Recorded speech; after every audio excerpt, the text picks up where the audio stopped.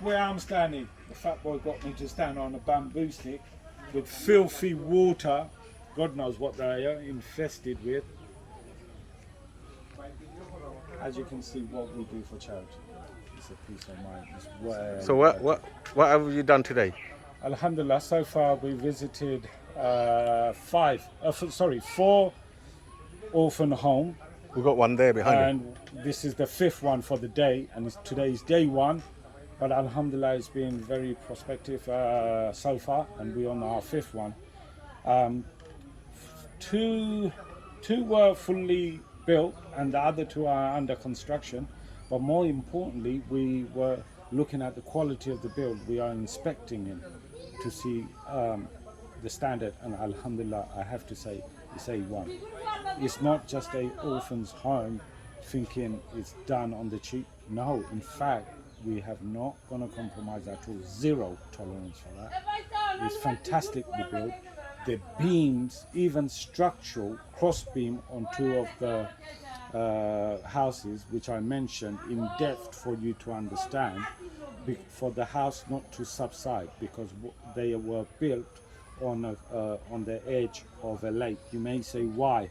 Because that was the only land owned by the orphans. You're going to break the bridge? Yeah. They inherited. So we Ayuka. we cannot build on other people's land.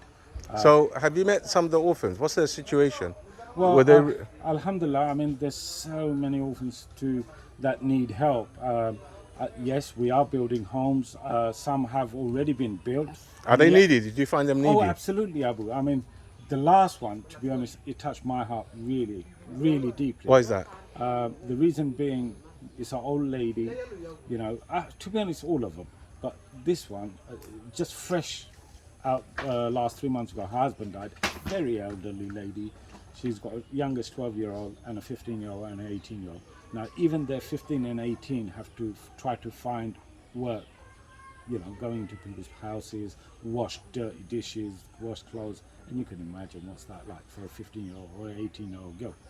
To support their 12-year-old that can try to go to school, and even that is difficult to pay fees and things. In Bangladesh, you get, you know, let me remind you, you don't pay a school fee, they chuck you out.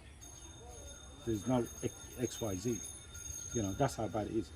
The elderly mother even goes out to work, tries to find it when she can, just to live hand to mouth. And these are just one or two of the examples, and we have many. There was another one, if I may share. You know, the child was probably less than 4 years old. Both of his parents died. Luckily, this lady she's very poor herself with 4 daughters, but she said, you know what, may I take the guardianship of this child because I don't have a son. You know, now that child is growing up in the age of 4.